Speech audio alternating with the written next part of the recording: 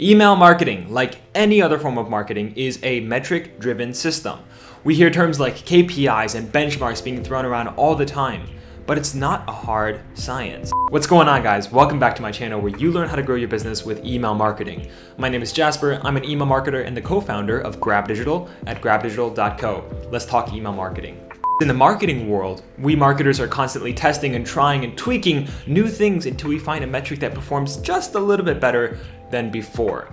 And one of those metrics that arguably is the most important metric of all for any store, any service, any industry is the conversion rate. Now, as an email marketer of 6 years, I want to share with you the 4 surefire ways that I have used and consistently still implement them into the email marketing campaigns and flows I still send in order to increase the conversion rates of my clients' emails by several percent. And you can apply these today and get these running in your email systems, and I guarantee that they're going to work. So when you're ready, let's jump right into it. Tactic number 1, use testimonials in your emails. 92% of customers look at other customer reviews and testimonials before making a purchase.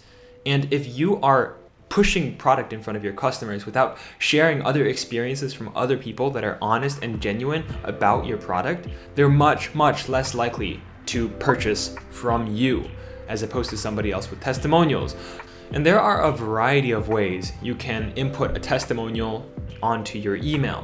One of which is by going to the reviews page of your website, finding a testimonial that you like, that represents your brand well, and then simply putting it into the email. Another one is by using a software that is compatible and can be integrated with your sales system. So for example, if you use Shopify, there's one testimonial software called Stamp.io, and there are a bunch of other softwares that you can try to implement, but ultimately what you want to do is get that review on the email. If you don't have testimonials already on your website, you can simply send an email to customers who have already purchased from you and then ask them for a nice, honest review of the item that they purchased, and then you can go ahead and use that in your next email. So the next common question I get is, when should I use these testimonials in the email? And the answer is nearly all the time. If you can do it tastefully and make a nice review about the product constantly at the bottom of the email and continually reminding your customer that the product that you have provided to all these people has made them extremely happy without going overboard and being obnoxious about showcasing how good your product is, then do it.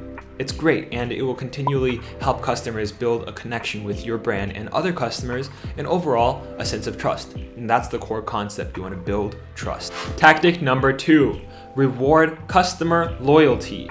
Reward people for sticking by your side. Did you know that it's 5 times more difficult, on average, to find a new customer than it is to convert an existing customer? Because of this, I like to go heavy on the rewards for customers that have converted at least once. And I do this by sending them an email, being honest and genuine, and simply saying, "Thank you so much for purchasing from our brand. We deeply appreciate the support that you have given us, and as a result, we've been able to grow and help this many more happy customers, X and Y and Z, and show the benefits of how their support has benefited you." And secondly, you can reward them once again by saying, "Here, because you purchased from us 3 months ago, we'd like to reward you with an extra 15% exclusive subscriber discount. Thank you so much for sticking with us."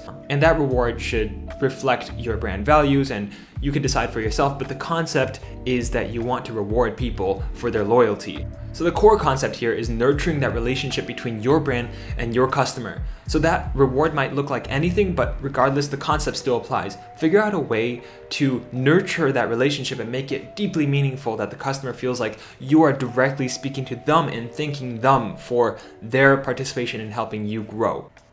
And just as a note, try to be more generous than to be salesy. You're genuinely thanking them for their support. Tactic number 3, upsell appropriately.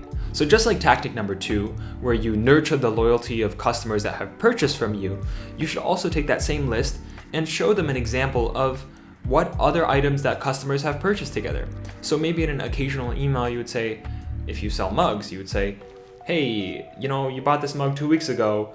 Many other customers have found that this coaster that goes along with this mug will prevent coffee stains on your table." And just below that, you share the customer testimonial like we talked about, and bam, converted. Now, upselling isn't a hard science, but there are 2 things that you should account for, which is why I say upsell appropriately.